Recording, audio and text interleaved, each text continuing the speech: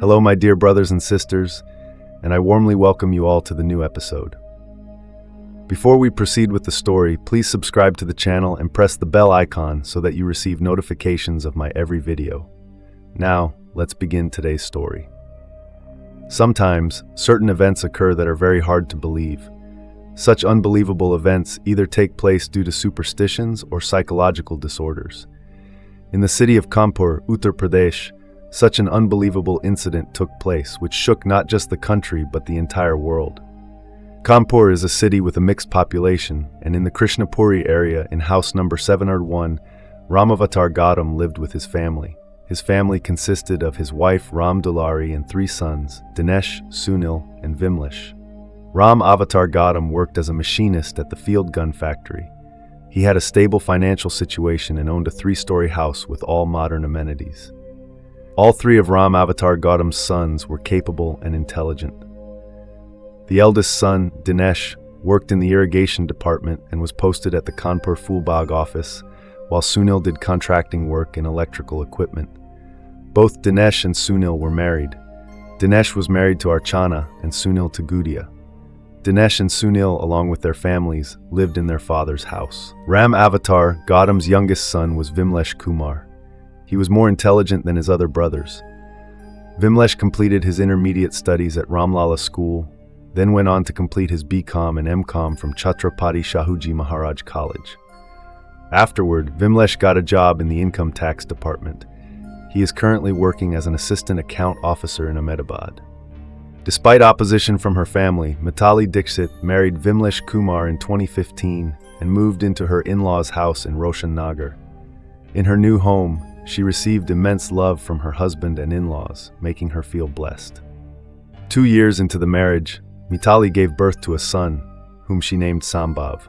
His arrival brought even more joy to the family. Though she lived in a joint family, she never faced any hardships. A well-educated and cultured woman, Mitali worked as an assistant manager at a cooperative bank in Kidwai Nagar. Her daily routine included finishing household chores in the morning with her mother-in-law and sister-in-law before heading to work. In the evening, she returned to take care of the household again. She was happy in every way. In 2019, Vimlesh was transferred to Ahmedabad, Gujarat. Though his absence unsettled Mitali initially, she remained strong and committed to her responsibilities. Vimlesh frequently traveled back and forth to visit. He adored his son and was deeply attached to his parents and brothers, especially his mother. During this time, Mitali became pregnant again and in March 2021 gave birth to a daughter named Drishti. To care for her newborn, she took 6 months of maternity leave from the bank. Meanwhile, on April 16, 2021, Income Tax Officer Vimlesh Kumar Gautam left his Ahmedabad office for an official assignment when he suddenly fell ill. He struggled to breathe. India was in the grip of the deadly second wave of COVID-19, and people were dying like flies. Fearing for his life, Vimlesh immediately boarded a flight to Lucknow and then traveled to his home in Kanpur. On April 19, 2021, his family admitted him to Moti Hospital on Birhana Road, where he received expensive treatment. However, despite medical efforts, doctors couldn't save him. At 4 a.m. on April 22, 2021, Vimlesh took his last breath. His body was brought back to Roshan Nagar in a private vehicle. The hospital bill totaled around 9 lakh rupees, and the family was handed a death certificate. Vimlesh's death plunged the Gautam family into grief. Relatives gathered at their home. His parents wept inconsolably, while Mitali couldn't stop crying. His brothers, Sunil and Dinesh, were also devastated. Then, something strange happened. A female relative, sobbing, placed her head on Vimlesh's chest and suddenly claimed she could feel a heartbeat. Wiping her tears, she turned to Vimlesh's mother, Ram Dulari, and said, "Sister, your son is still alive." Shocked, Ram Dulari and Dinesh also checked his chest and confirmed they too felt a faint heartbeat. The funeral preparations came to a halt and a neighborhood doctor was called. He placed a pulse oximeter on Vimlesh's finger. The device showed an oxygen level of 77 and a pulse rate of 62. Despite holding his official death certificate, the family now believed Vimlesh was still alive. The gathering dispersed, and the family decided to take Vimlesh to Panisha KMSC Fateh of City Hospital. However, every hospital demanded an RT-PCR report before admission. Since they didn't have one, no hospital in the city agreed to admit him. Desperate, the family transformed their home into a makeshift hospital. They placed Vimlesh's body on a cot in an air-conditioned room and began their own treatment. They spent around 10 lakh on this effort. His mother, Ram Dulari, sprinkled holy Ganga water on his body and regularly changed his clothes with her husband's help. She also spoon-fed him a few drops of Ganga water daily. To prevent any odor, the family burned incense and camphor in the room. Secretly, they also called local quacks and self-proclaimed mystics who conducted rituals and chants. Over time, the entire family became victims of blind faith and psychological delusion. They firmly believed Vimlesh was in a coma and would one day wake up. Even Mitali, an educated bank manager, succumbed to this belief. She convinced herself that her husband was only unconscious and would return to life. Every morning before heading to the bank, she would touch his forehead, sit beside him, stroke his hair, and whisper, "I'll be back soon." Her brothers-in-law, Sunil and Dinesh, also spoke to Vimlesh daily, asking about his well-being, even though he remained unresponsive. They were completely convinced he was still alive. Mitali, under the influence of her in-laws, played along. But deep inside, her conscience gnawed at her. 5 days after her husband's death, the letter was sent to the Ahmedabad department. In the letter, she wrote that Vimlesh Kumar had died due to COVID-19 and requested the pension-related formalities to be completed as soon as possible. Based on the letter, the Income Tax Department initiated the process. However, soon after, another letter from Mitali arrived at the Ahmedabad Income Tax Department. In this letter, she stated that when she checked with an oximeter, her husband Vimlesh's pulse was still active, meaning he was alive. Therefore, she requested the pension and fund payments to be stopped immediately. Following this, the department halted all payments, including Vimlesh's pension and other funds. Later, the Income Tax Department sent 7 letters to Mitali regarding Vimlesh Kumar's medical bills and salary payments, but she did not respond. As time passed, Vimlesh's body started turning black. When his body had completely dried up, Mitali became convinced that there was nothing left in it. When she tried to explain this to her in-laws, they started arguing with her. Frustrated, Mitali sent an anonymous letter to the Ahmedabad Income Tax Office, revealing the shocking fact that Vimlesh's corpse was still in the house. Upon receiving this letter, the Income Tax Department was in turmoil. A team from the Zonal Accounts Office in Ahmedabad was sent to Vimlesh's residence in Kanpur. However, his family members did not allow the team inside the house and refused to provide any information. The team returned to Ahmedabad and wrote to the Kanpur Income Tax Department, suspecting that Income Tax Officer Vimlesh Kumar had passed away. They requested the Kanpur CMO, Chief Medical Officer, to confirm this and send a report to the Ahmedabad office.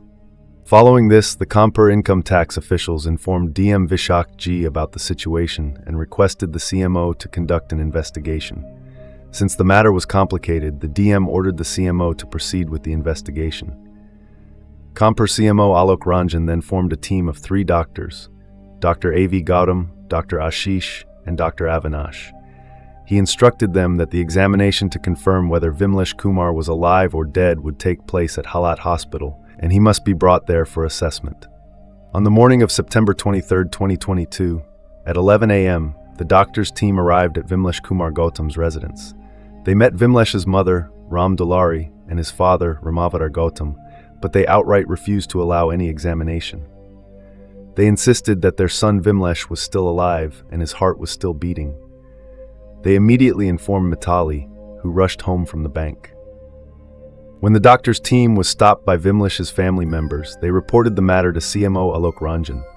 He in turn informed Police Commissioner VP Jogdand. Following this, Joint CP Anand Prakash Tiwari, Additional CP West Lakhan Singh Yadav, and Inspector in charge Sanjay Shukla arrived at Vimlesh's residence.